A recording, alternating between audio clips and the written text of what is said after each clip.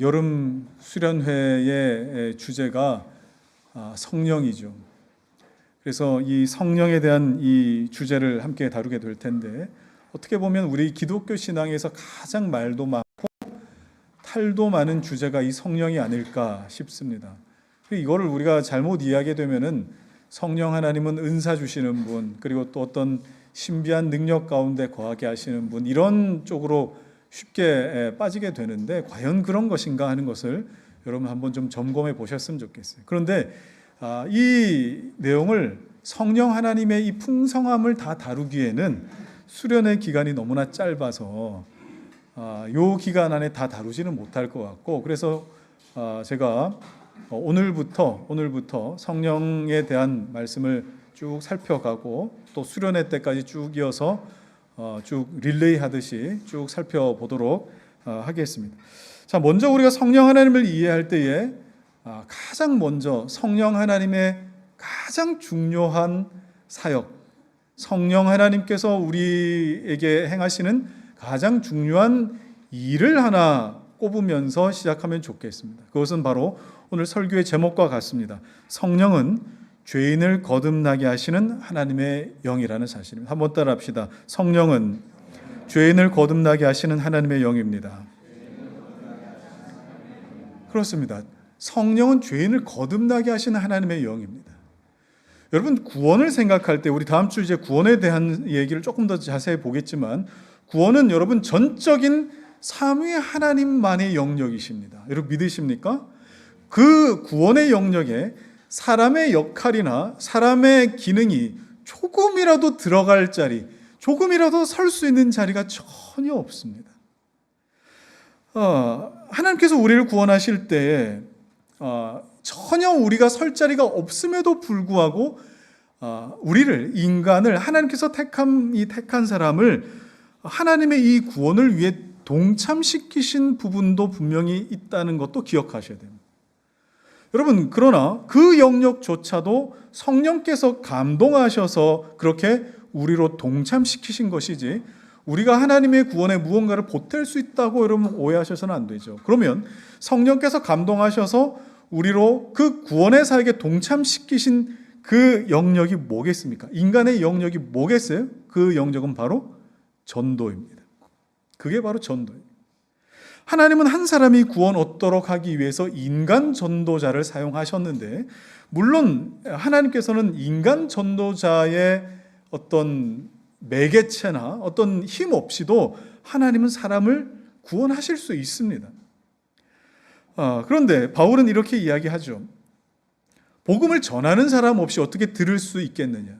전하는 사람이 없는데 어떻게 하나님을 알 수 있겠느냐라고 그렇게 하셨습니다. 그러니까 하나님은 이런 인간을 통하여서 어떻게 보면은 매개체를 통하여서 하나님의 하나님 되심을 드러내고 구원하시기를 기뻐하셨다. 이 방법을 기뻐하셨다는 겁니다. 자, 이때에 하나님을 우리는 제1원인자라고 그렇게 볼 수 있고, 인간 전도자를 제2의 원인자라고 그렇게 이해할 수 있겠죠.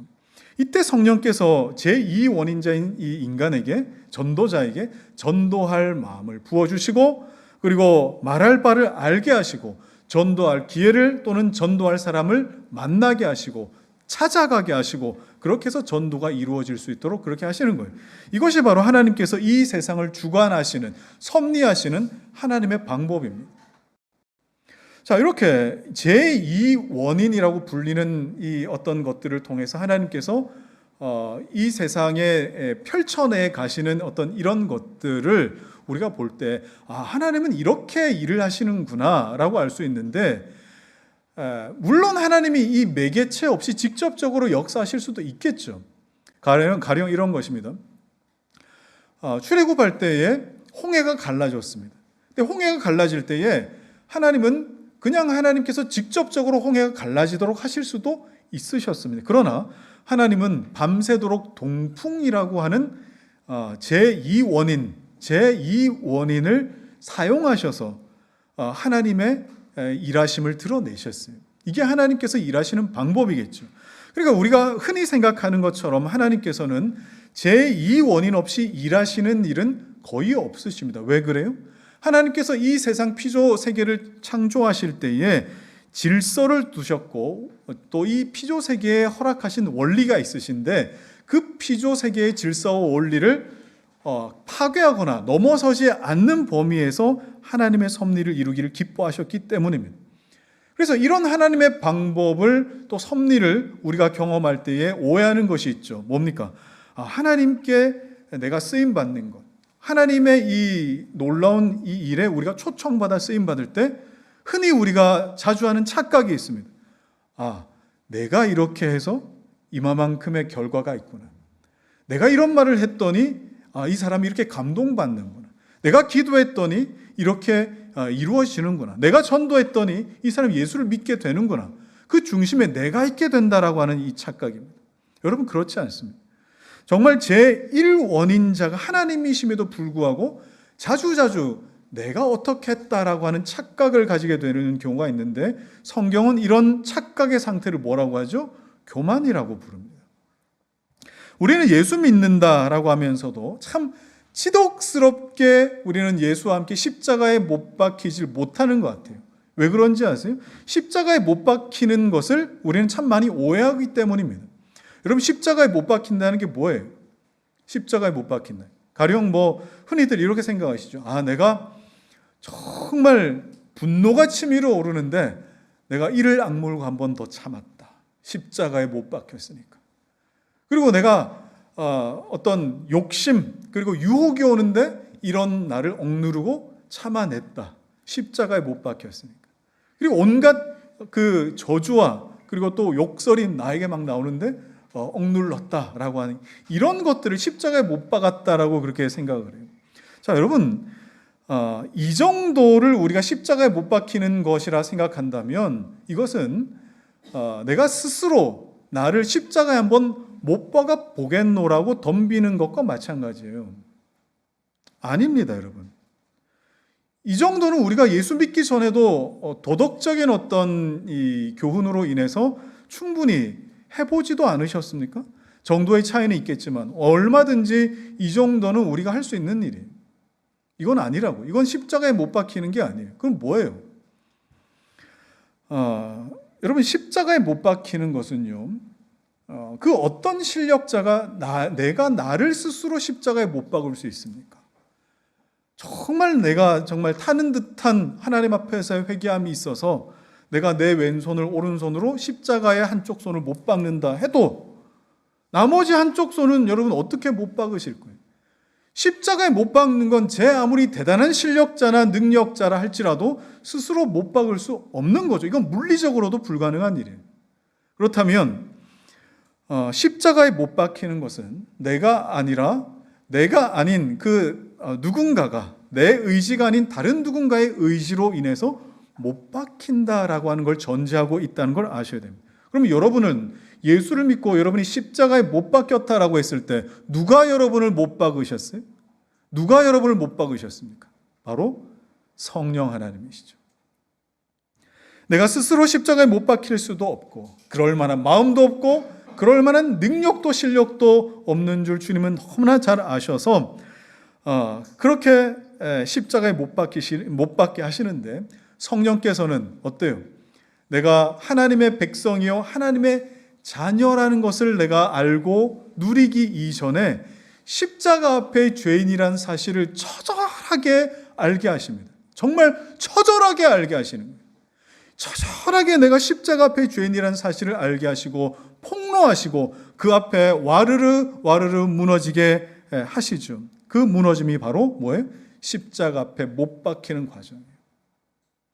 이것을 경험한 자가 오직 예수 그리스도밖에 바라볼 수 없게 만드시는 겁니다.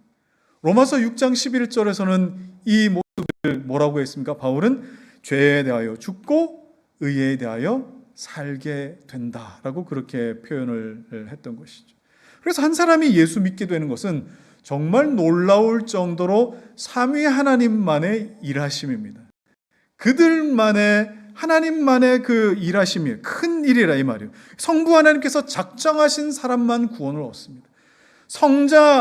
하나님께서 완성하신 십자가 구원을 통해서만 구원을 얻습니다. 성령 하나님께서 그 구원을 적용시킨 사람들에게만 구원이 얻어지는 것이죠. 우리는 단지 뭐예요? 이 영광스러운 삼위 하나님의 일하심에 우리는 초청받게 되었던 것뿐입니다. 자, 그래서 오늘은 이 삼위 하나님의 이 일하심 가운데 특별히 성령 하나님께서 거듭나게 하시는 이 사역이 무엇인가에 대해서 좀 살펴보도록 하겠습니다. 첫 번째로 여러분, 거듭난다, 중생한다라고 했을 때 중생이라고 하는 말을 한자 그대로 여러분 보시면 거듭중자입니다. 그러니까 중복된다는 것이죠. 그래서 다시 태어난다, 거듭 태어난다. 영어로는 born again이라고 그렇게 할 수 있습니다. 그런데 흥미롭게도 사도 바울은 이 중생을 뭐라고 표현했느냐? 누구든지 그리스도 예수 안에 있으면 새로운 피조물이라 했어요. 이전 것은 지나가시 보라 새 것이 되었다. 새로운 피조물이라고 했어요. 자, 그러면 바울은 왜 중생을 거듭난다라는 것을 새로운 피조물이 된 사건이라고 가르쳤을까? 이것을 이해하기 위해서는 여러분 요한복음 3장에 나오는 니고데모와 예수님께서 만난 사건을 한번 보시면 좋겠습니다. 예수님께서 유대교 지도자였던 그리고 바리새인이었던 사내들인 공회원 중에 한 명이었던 니고데모와 만나실 때에 사람이 성령으로 나지 아니하면 하나님 나라를 볼 수 없다, 이런 말씀하셨어요. 요한복음 3장 3절 말씀 읽겠습니다. 시작. 예수께서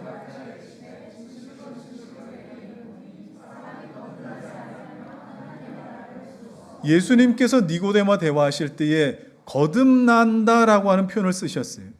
그런데 이 거듭난다라는 이 말이 당시 유대교 지도자였고 또 바리새인이었던 니고데모에게도 굉장히 생소했고 처음 겪어보는 어떤 개념이었는지, 그러면 내가 모태로부터 다시 태어나야 된다는 뜻입니까? 하고 이렇게 접근을 하고 물었어요. 그러니까 예수님이 아니 너는 유대인의 지도자로서 그것도 알지 못하느냐 하고 핀잔을 줄 정도였습니다. 그러면 거듭나다라고 하는 이 말의 의미가 도대체 뭐길래 유대 사회의 지도자였고 바리새인이었던 이 니고데모가 이 생소하게 느꼈고 충격을 받았을까? 자, 여러분, 거듭나다라고 하고 번역한 이 말은 헬라 아노덴이라고 하는 이 말인데, 이 말은 두 번째 태어나다라는 뜻, 완전히 태어나다라는 뜻과 더불어 위로부터 태어나다라고 하는 그런 의미도 포함되고 있습니다. 그러면 니고데모는 이 세 가지 개념 중에 어떤 의미로 받아들인 거예요? 가장 첫 번째 개념이죠.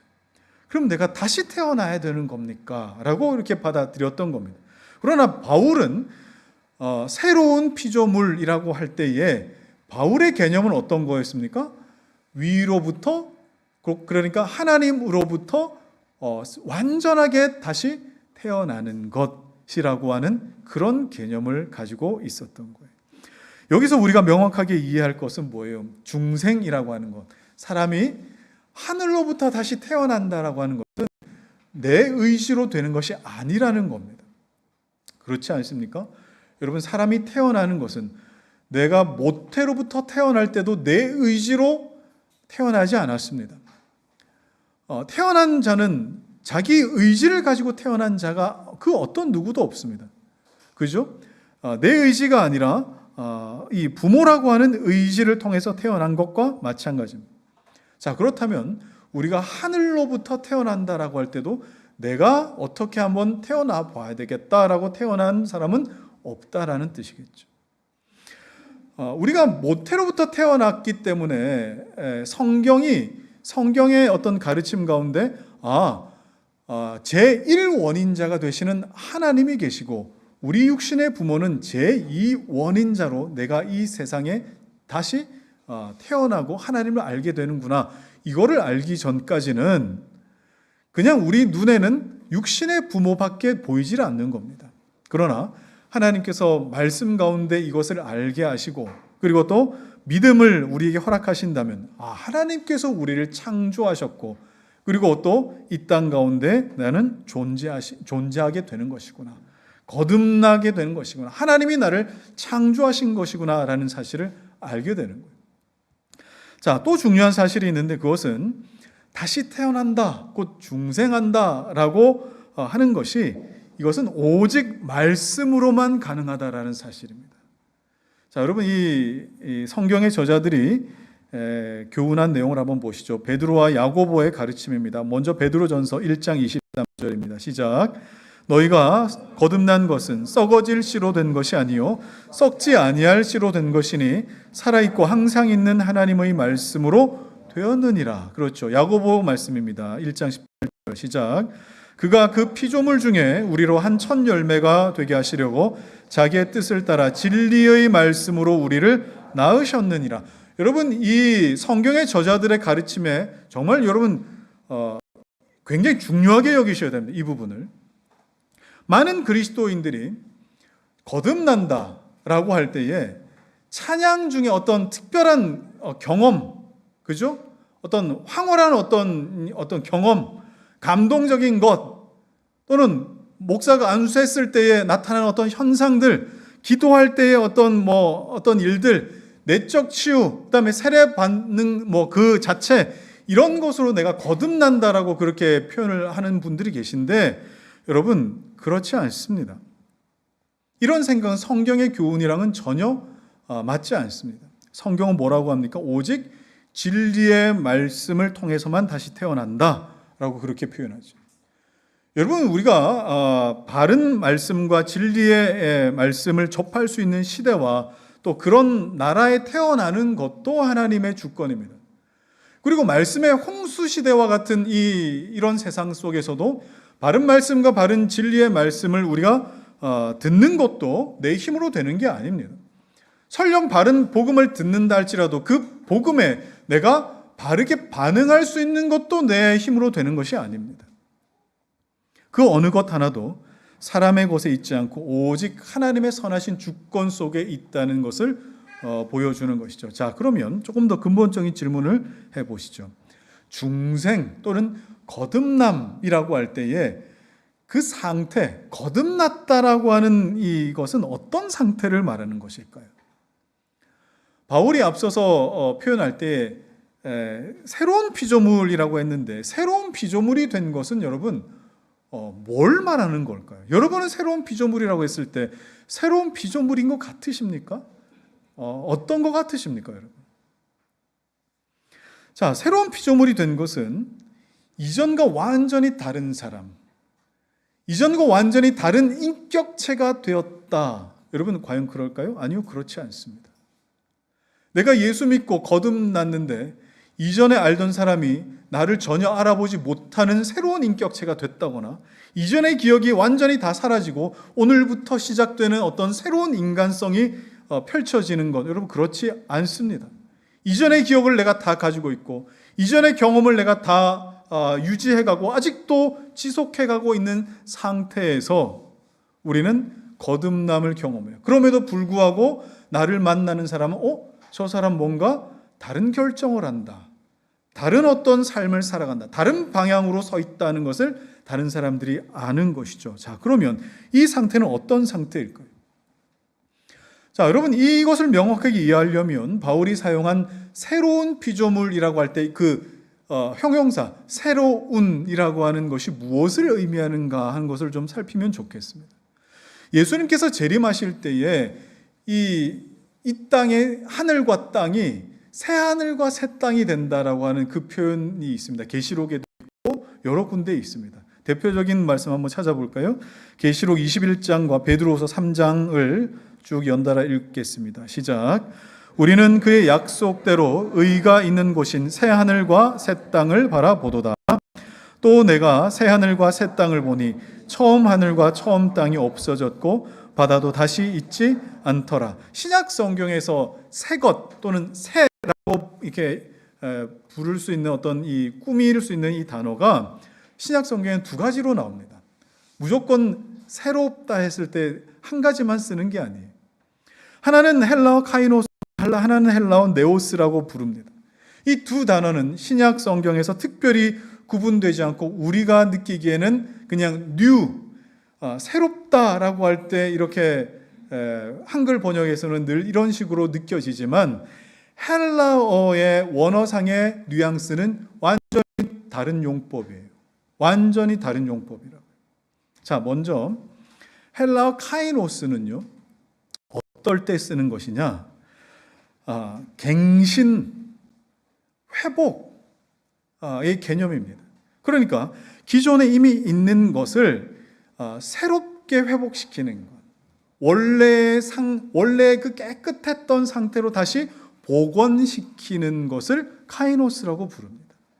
그러니까 뭔가를 물건을 쓰다가 굉장히 오래되고 사용감이 많았어요. 그런데 깨끗하게 수리를 하고 깨끗하게 복원을 할 때 처음에 샀던 것, 아니 그 이상으로 작동이 더 잘 되고 깨끗해지는 것, 그것을 카이노스, 새로워졌다라고 그렇게 표현을 하는 겁니다. 자, 그럼 네오스는 뭡니까? 네오스는 기존에 있던 거 처분해요. 중고된 거 처분해. 그리고 새로 사는 거예요. 그게 뭐예요? 그게 네오스예요. 새로 사는. 만약에 컴퓨터가 잘 작동이 안 돼요. 완전히 다 포맷을 시키고 새롭게 까는 거예요.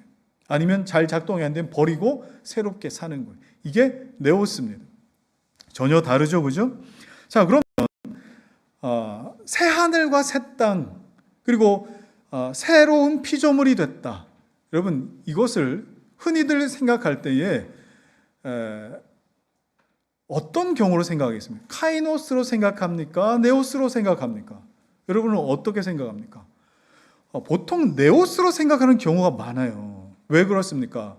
아까 베드로도 처음 있던 하늘과 땅이 없어져 버렸다, 이렇게 표현을 하기도 했고, 특별히 베드로후서 3장 10절 말씀, 이런 언급 때문이죠. 자, 시작. 그러나 주의 날이 도둑같이 오리니 그날에는 하늘이 큰 소리로 떠나가고 물질이 뜨거운 불에 풀어지고 땅과 그 중에 있는 모든 일이 드러나리로다. 여러분, 이 장면은 예수님 다시 재림하실 때에 이전 세상이 다 사라지고 새로운 세상이 창조된다. 이전 것은 다 싸그리 없어지고 새롭게 된다라는 의미처럼 받아들이는데, 여러분, 그런 의미가 아닙니다. 이건 종말론에 해당되는 부분이고 심판에 관한 부분이에요.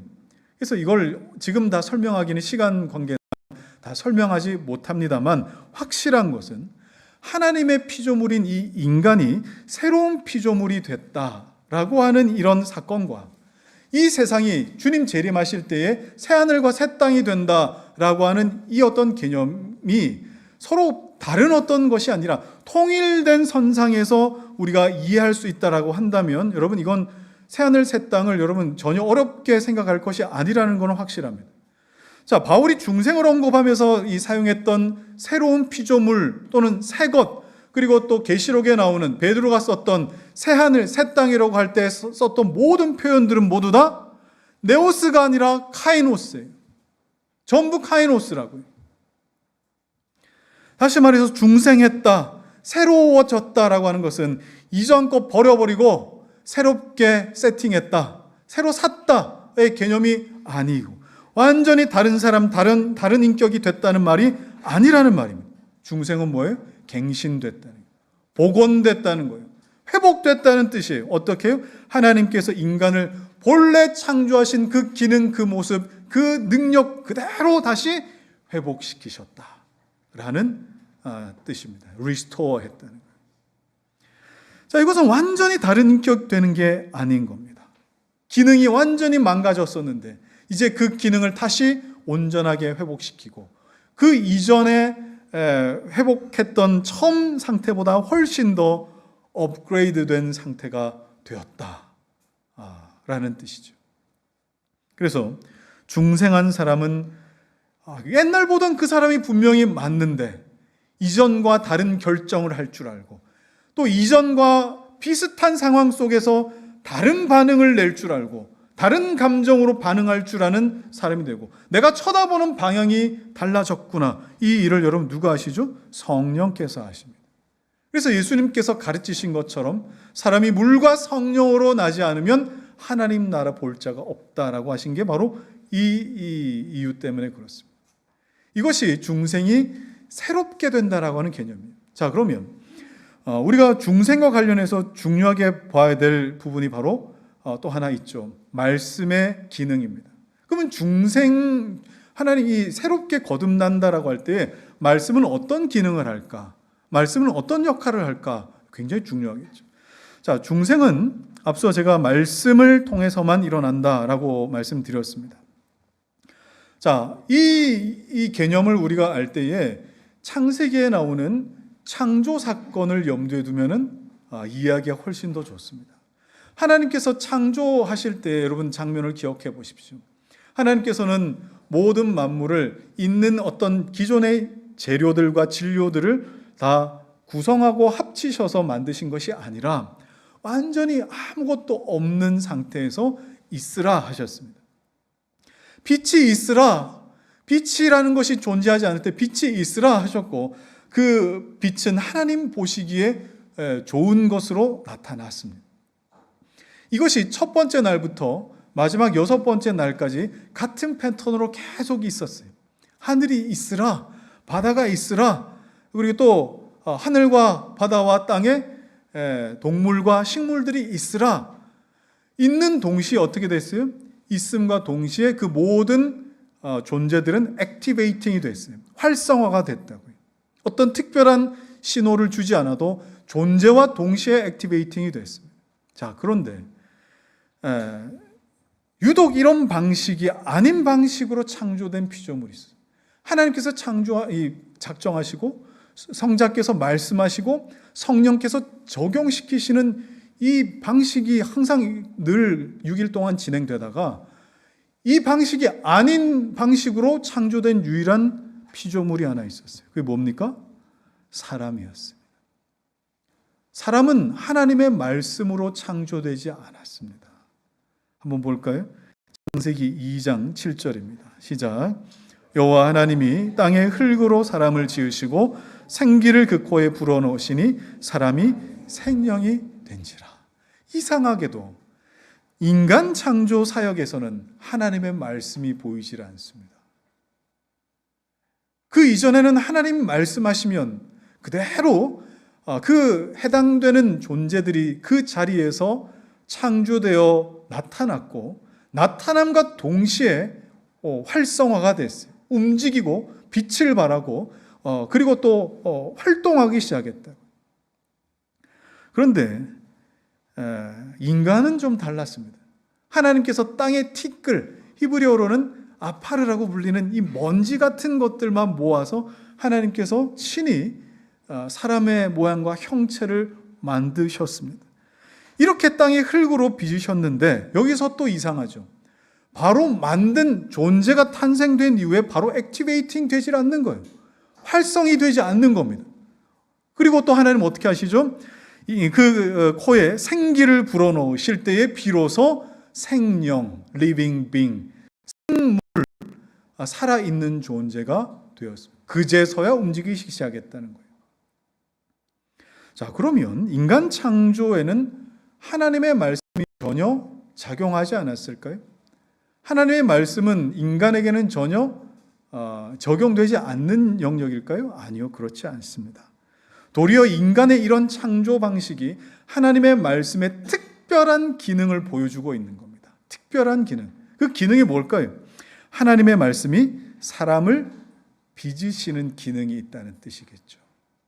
여러분, 하나님의 말씀은 사람을 빚으시는 것으로 인간에게는 나타납니다. 다른 동물은 그냥 말씀하시면 그냥 있어야 될 곳에 그냥 나타나고 활성화되지만 사람만큼은 그러지 않았어요. 사람만큼은 하나님의 말씀이 꼭 뭐예요? 사람을 빚으시는 것처럼 나타났대요. 마치 하나님의 말씀은 우리가 가지고 있는 원래의 지식, 원래의 환경, 우리가 기존에 가지고 있던 어떤 관계, 내가 가지고 있었던 어떤 생각, 내가 가지고 있었던 어떤 환경을 그대로 사용하셔서 그것을 그대로 빚어내셔서 거기에 성령께서 생명을 불어넣으시는 것과 같았다 말이에요. 이런 원리로 믿음은 뭡니까? 말씀을 들어야만 생깁니다. 그냥 가만히 있는데 생기는 법이 없습니다. 말씀을 통해 내 안에 빚어 가시는 믿음이 생깁니다.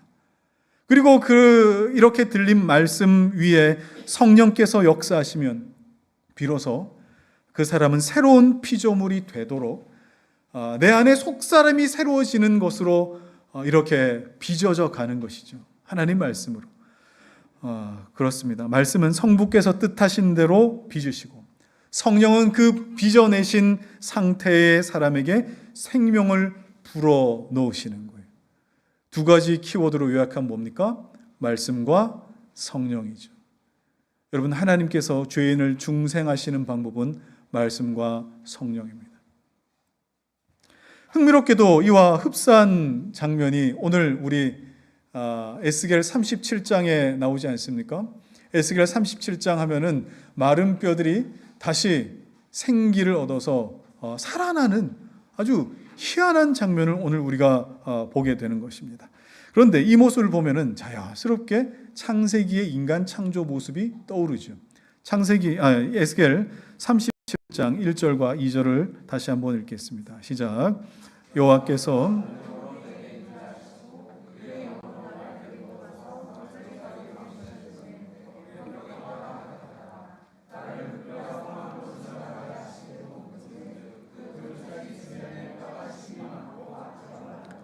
아주 마른 뼈입니다. 여러분, 혹시 아주 마른 뼈 만져보신 적 있으십니까? 아주 마른 뼈는요, 흙처럼 만지면 바스러집니다. 정말 흙처럼 바스라져요. 그러니까 이건 마치 창세기에 하나님께서 인간을 창조하실 때 쓰셨던 그 진료였던 아파르, 티끌과 같은 모습으로 다 바스러지게 말해요. 이걸 자연스럽게 떠오르게 만들죠. 단지 차이가 있다면 뭡니까? 처음 인간을 창조하실 때는 티끌과 먼지로 창조하셨지만 이후에 마른 뼈들은 뭡니까? 먼지로 창조된 인간이 죄로 말미암아 죽어서 그 죽음의 흔적 가운데 가장 끄트머리에 서 있는 것과 같은 그런 마른 뼈들일 뿐입니다. 기본적으로 재질은 똑같겠죠. 그런데 하나님은 이 에스겔이 마른 뼈들에게 대언하게 되면 그 먼지처럼 바스러질 뼈들이 다시 살아나게 될 것이다 라고 하는 작정을 가지고 계십니다. 자, 4절과 5절을 읽겠습니다. 시작. 또 내게 이르시되 너는 이 모든 뼈에게 대언하여 이르기를 너희 마른 뼈들아 여호와의 말씀을 들을지어다. 주 여호와께서 이 뼈들에게 이같이 말씀하시기를 내가 생기를 너희에게 들어가게 하리니 너희가 살아나리라. 이런 어떤 계획을 가지고 에스겔에게 이렇게 말하라고 말씀하셨어요. 하나님은 이미 이런 작정을 가지고 계셨다는 거예요. 에스겔은 하나님의 이 작정하심을 따라서 마른 뼈들에게 대언을 합니다. 말도 안 되는 것 같은 대언을 합니다. 자, 그러자 이 뼈들에게 놀라운 일이 있게 되죠. 자, 7절, 8절 시작. 이에 내가 명령을 따라 대언하니 대언할 때에 소리가 나고 움직이며 이 뼈 저 뼈가 들어맞아 뼈들이 서로 연결되더라. 내가 또 보니 그 뼈에 힘줄이 생기고 살이 오르며 그 위에 가죽이 덮이나 그 속에는 생기는 없더라. 여기서 우리 굉장히 흥미로운 사실을 하나 발견하지 않습니까? 에스겔이 말씀을 대언하자 그 마른 뼈들이 일어나기 시작했는데 이건 마치 창세기에서 인간을 창조하실 때의 모습을 그대로 옮겨다 놓은 것과 비슷하다라고 하는 거예요. 마른 뼈들이 서로 들어맞아서 연결이 되고 힘줄이 생기고 또 살이 덮여지고 가죽이 덮여지는 그런 어떤 모습, 마치 하나님께서 티끌을 모아서 손수 빚으시는 것 같은 그런 모습 연상할 수 있지 않습니까? 더구나 이 말씀에 의해서 마른 뼈들이 이렇게 인간의 모습을 형성하였음에도 불구하고 에스겔은 어떻게 해요? 그 속에 생기는 없더라. 분명 다른 피조물과는 다르게 존재와 더불어 바로 활성화가 되는 것이 아니라 분명히 형상은 만들어졌음에도 불구하고 그 속에 생기는 없더라. 창세기에서 하나님께서 인간을 빚으셨으나 그 코에 생기를 불어넣기 전의 상태를 보는 것 같지 않습니까? 그래서 하나님은 에스겔로 하여금 다시 대언하도록 하십니다. 액티베이팅 해라는 거죠. 자, 9절과 10절입니다. 시작. 또 내게 이르시되 인자야 너는 생기를 향하여 대언하라. 생기에게 대언하여 이르기를 주 여호와께서 이같이 말씀하시기를 생기야 사방에서부터 와서 이 죽음 당한 자에게 불어서 살아나게 하라 하셨다 하라. 이에 내가 그 명령대로 대언하였더니 생기가 그들에게 들어가매 그들이 곧 살아나서 일어나 서는데 극히 큰 군대더라. 여러분, 이 모습을 보면 하나님께서 사람 빚으시고 그 코에 생기를 불어넣으시는 것 같은 그런 모습을 훨씬 더 생동감 있게 보여주는 것 같습니다. 그런데 이렇게 하나님께서 인간을 창조하신 목적이 큰 군대를 일으키기 위함이더라 라는 것도 여기서 우리 힌트를 얻을 수 있어요. 자, 그렇다면 말씀 자체가 우리를 거듭나게 하는 건 아니죠. 말씀 자체가 우리를 빚어내시긴 하지만 우리를 거듭 태어나서 활성화시키기까지 나가는 건 아닙니다. 그럼에도 불구하고 우리 믿음의 선배들은 솔라 스크립투라 오직 성경을 외쳤던 이유가 뭐겠어요? 바로 성령은 말씀을 통해서만 역사하시기 때문에 그렇습니다. 말씀과 성령입니다. 한 세트입니다. 항상. 물론 성령은 다른 방법을 통해서도 죄인을 거듭나게 하실 수도 있겠죠. 그러나 신약 성경에서 성령께서 역사하시는 모습을 보면 말씀을 통해서만 죄인을 거듭나게 하시기로 작정하셨다는 사실을 알 수 있어요. 왜 그래요? 신약 성경에는 성령을 뭐라고도 표현합니까? 진리의 성령이라고 부르기 때문에 그렇습니다. 그래서 말씀을 통해서만 당신을 드러내시기를 기뻐하셨다는 뜻입니다. 예수님이 이렇게 말씀하셔요. 성령에 대해서 요한복음 13절입니다. 시작. 그러나 진리의 성령이 오시면 그가 너희를 모든 진리 가운데로 인도하시리니 그가 스스로 말하지 않고 오직 들은 것을 말하며 장래 일을 너희에게 알리시리라. 자, 그렇기 때문에 우리가 죄인들의 중생을 위해서 할 수 있는 유일한 최선의 행동이 있습니다. 여러분 주변에 거듭날 영혼들을 위해서 여러분이 할 수 있는 유일한 일이 있어요. 그게 뭐예요? 말씀을 드러내는 일입니다. 말씀을 증거하는 일입니다. 그것을 여러분들의 말로도 드러낼 수 있겠지만 여러분께서 이 삶으로 하나님 말씀을 살아 증명하는 것으로도 드러내 보일 수 있겠죠. 우리가 말씀을 증거하고 드러내면 성령은 당신의 주권에 의해서 하나님께서 작정하신 것을 구원하기로 한 사람을 구원하시며 구원치 않기로 한 사람을 구원치 않기로 하시는 그런 일들을 성령께서 펼쳐 나가십니다. 하나님의 때와 하나님의 적당한 시기와 방법으로 하나님은 그렇게 역사하시는 겁니다. 우린 성령께서 누구를 중생하게 하실지 누구를 거듭나게 하실지 알 수 없습니다. 착하기 때문에 중생할 것이다? 여러분, 그렇지 않아요. 모태신앙이기 때문에 중생한다? 그렇지도 않습니다. 배운 것이 많아서 거듭난다? 그렇지도 않습니다. 이 모든 것은 하나님의 주권이에요. 그리고 우리는 죄인이 정말 죄인된 자가 언제 거듭날지도 알 수 없습니다. 어떤 사람은 말씀이 증거되는 그 자리에서 즉시 성령께서 거듭나서 하나님 자녀로 하나님 앞에 나오게 하는 그런 사람도 있습니다. 그러나 어떤 사람은 한참 말씀을 듣고 한참 지난 뒤에야 거듭날 수도 있습니다. 이건 역시 성령 하나님의 주권이라고. 그래서 바울은 이 성령 하나님의 이렇게 일하심 때문에 뭐라고 교훈합니까? 디모데후서 4장 2절 말씀 시작. 너는 말씀을 전파하라. 때를 얻든지 못 얻든지 항상 힘쓰라. 범사에 오래 참음과 가르침으로 경책하며 경계하며 권하라. 먼저 바울은 하나님의 이 구원 사역에 정말 너는 대언하여 명하기를 하면서 대언자의 어떤 입장에 부름받은 이 인간 전도자 제2원인자에게 뭘 먼저 권면합니까? 때를 얻든지 못 얻든지 말씀을 전파하라. 이건 뭐예요?